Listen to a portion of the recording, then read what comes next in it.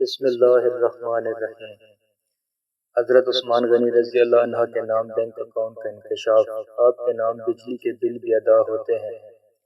سعودی عرب کے ایک بینک میں خلیفہ سوم حضرت عثمان بن عفان رضی اللہ عنہ کا آج بھی کرنٹ اکاؤنٹ موجود ہے۔ یہ جان کر آپ کو حیرت ہوگی کہ مدینہ منورہ کی میونسپلٹی میں سیدنا عثمان بن عفان رضی اللہ عنہ کے نام پر باقاعدہ جائیداد رجسٹرڈ ہے، اور آج بھی حضرت عثمان رضی اللہ عنہ کے نام پر بجلی اور پانی کا بل آتا ہے۔ نبوت کے 13ویں سال میں جب مسلمان ہجرت کر کے مدینہ منورہ پہنچے تو وہاں پینے کے پانی کی بہت قلت تھی۔ مدینہ منورہ میں ایک یہودی کا کنواں تھا جو مسلمانوں کو پانی مہنگے داموں فروخت کرتا۔ اس کنویں کا نام بئر روما یعنی روما کا کنواں تھا۔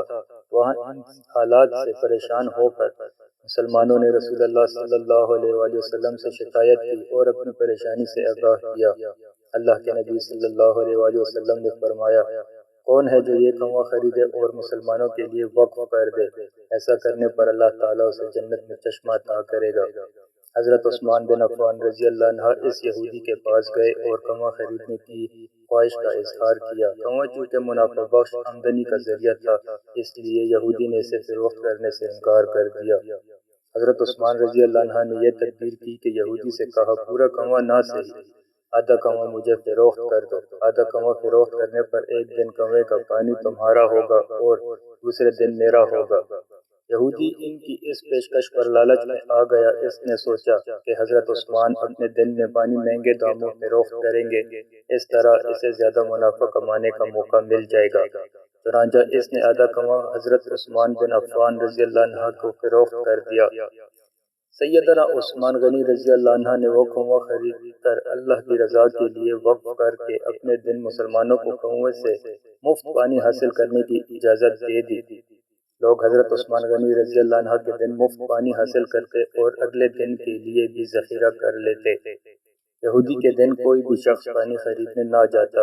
یہودی نے دیکھا کہ اس کی تجارت مند پڑ گئی ہے تو اس نے حضرت عثمان سے باقی کنواں خریدنے کی پیشکش کر دی۔ اس پر حضرت عثمان راضی ہو گئے اور کم و بیش 35,000 درہم میں پورا کنواں خرید کر مسلمانوں کے لیے وقف کر دیا۔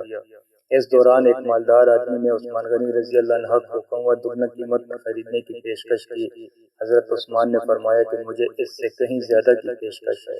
اس شخص نے کہا، میں 3 گنا دوں گا۔ حضرت عثمان نے فرمایا، مجھے اس سے بھی کئی گنا زیادہ کی پیشکش ہے۔ اس آدمی نے کہا، میں 4 گنا دوں گا۔ حضرت عثمان نے فرمایا، مجھے اس سے بھی کہیں زیادہ کی پیشکش ہے۔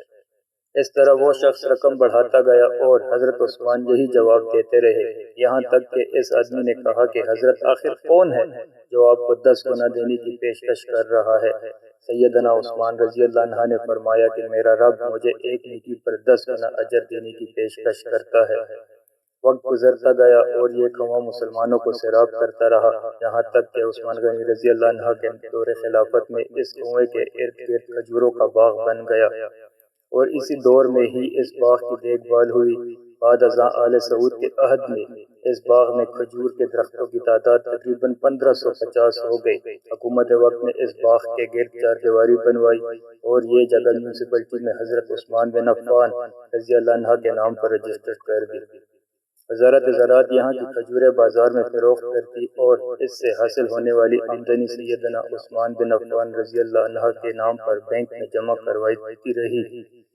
چلتے چلتے اس اکاؤنٹ میں اتنی رقم جمع ہو گئی کہ مدینہ منورہ کے مرکزی علاقہ میں اس باغ کی آمدنی سے ایک کشادہ پلاٹ لیا گیا، جہاں خندق عثمان بن عفان رضی اللہ عنہ کے نام سے ایک رہائشی ہوٹل تعمیر کیا جانے لگا۔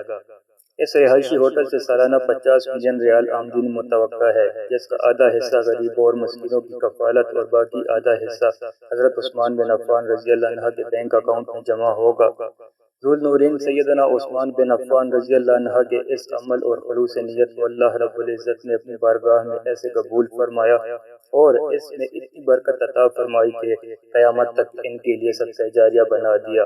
یہی وہ لوگ ہیں جن کی جانیں اور مال اللہ تعالیٰ نے اپنی جنتوں کے بدلے خرید لیے۔ یہی وہ لوگ ہیں جنہوں نے اللہ کے ساتھ تجارت کی، جنہوں نے اللہ عز و جل کو قرض دیا۔ اچھا قرض پیغام کو دوسروں تک پہنچائیے تاکہ اللہ کسی کی زندگی کو آپ کے ذریعے بدل دے۔ آمین۔